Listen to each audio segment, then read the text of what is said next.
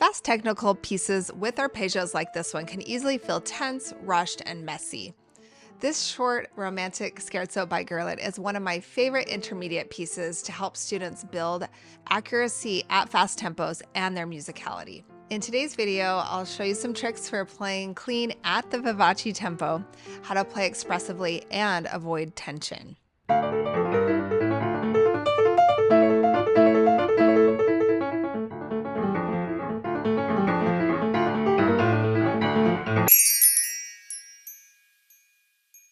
You can get the sheet music for this piece in Applause Book 1.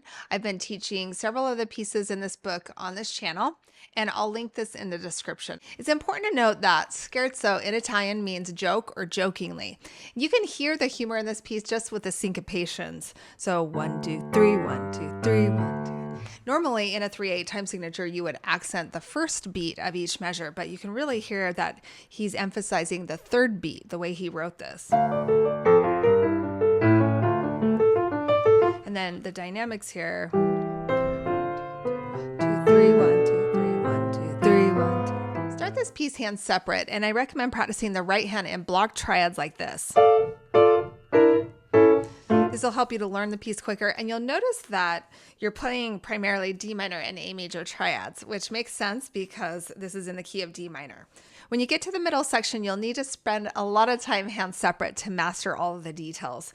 So make sure you're holding the notes for the full value. I notice students don't hold the dotted quarter notes long enough, so they get held for 3 beats, so the entire measure, and then connect the notes within the slurs with your fingers. So you'll need to map out some good fingering to do this. So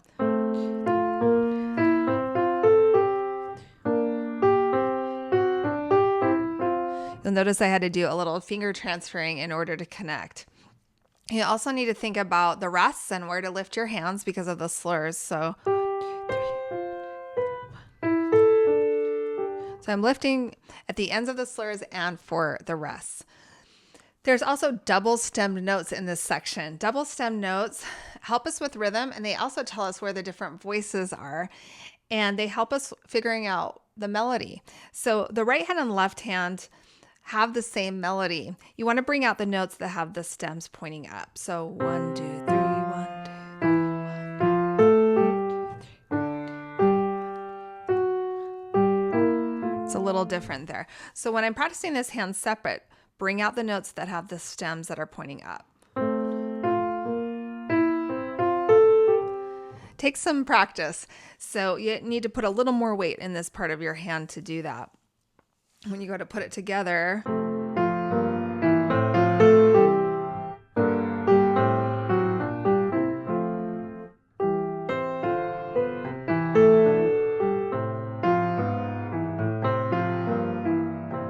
when you're ready for hands together, I want to give you a few practice tips. So my students always struggle putting the third beat exactly together in the right hand and left hand, especially up to tempo. So practice these rhythms. So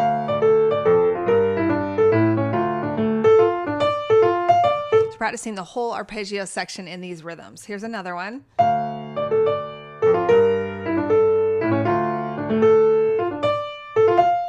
Here's another great one.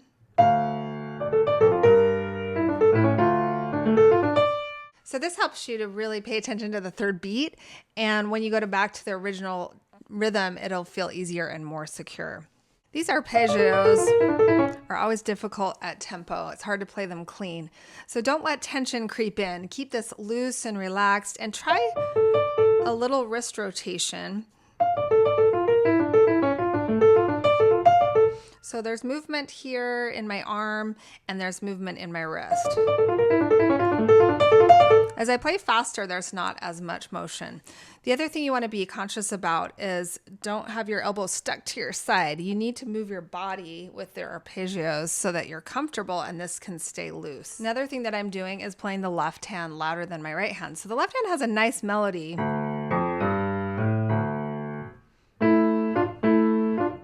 So bring that out and then keep your right hand lighter and more relaxed.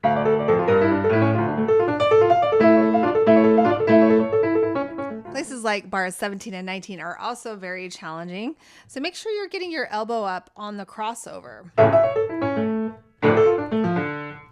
Another thing you could do, if you just can't get this part clean, no matter what you do, you could take the last 3 notes with your left hand. So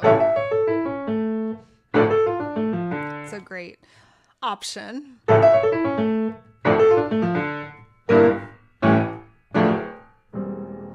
I want to quickly mention a free resource we have linked in the description below. It's called Unique Piano Technique, and it's a PDF of some exercises that target the most essential technical skills. So check that out if you're interested in improving your technique.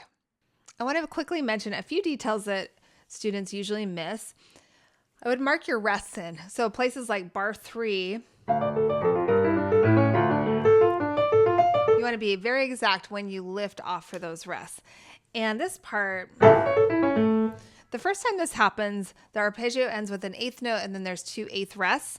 The second time it happens towards the end, there's a quarter note and then 1 8th rest. So hold off, hold off. And usually the fermata at bar 51 isn't noticed. So if you're playing 1, 2, 3,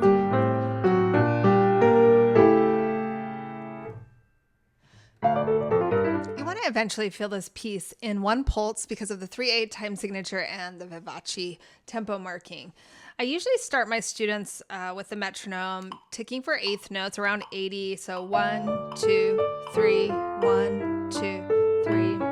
And we gradually work the metronome up to around 160. And then we transition back to the metronome ticking for dotted quarter notes. And we start around 50. So it'd be 1, 2, 3, 1, 2, 3, 1, 2, 3, 1, 2, 3. And we gradually work the tempo up to around 80. 80 is a good goal. But don't feel discouraged if you can't get it to that tempo. You can still benefit so much from practicing this piece, even if you can't get it that fast. Let's talk about how to make this piece exciting and expressive. Make the dynamics noticeable. You can think of this first arpeggio section as whitewater river rafting class 4s with ups and downs in the dynamics and sudden changes. And on this middle section, you can think of class 1 river rafting where you're floating and gliding. Make sure you're voicing the melody like we talked about. I also want you to think about the phrasing. So bars 25 through 28, I think of a question and then the next 4 bars as the answer. So I do a little separation between each section.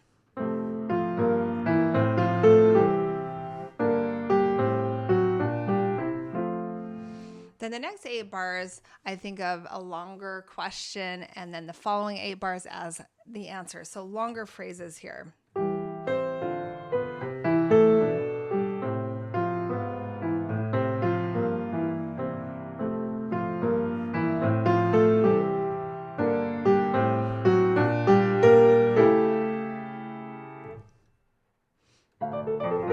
So try to do the dynamics a little different each time. So the beginning arpeggio section repeats later on. And so try to experiment and do a little something different the second time. Same thing with the repeats in the middle section. Now let's talk about pedal. So on the middle section, you want pedal and change at the beginning of each measure. So change, change, change, change. Then places like 31 through 32 and 47 through 48 need a little bit more pedal changes for clarity. So change, change, change, change, change. So I'm just doing little half pedals on those fast changes. Then I also tap the pedal on places like down, up, tap, tap, tap. So I'm tapping the pedal just for a little more oomph on those staccatissimo and the fortissimo marking. If you enjoyed this lesson, make sure you check out this playlist with my other tutorials from this book.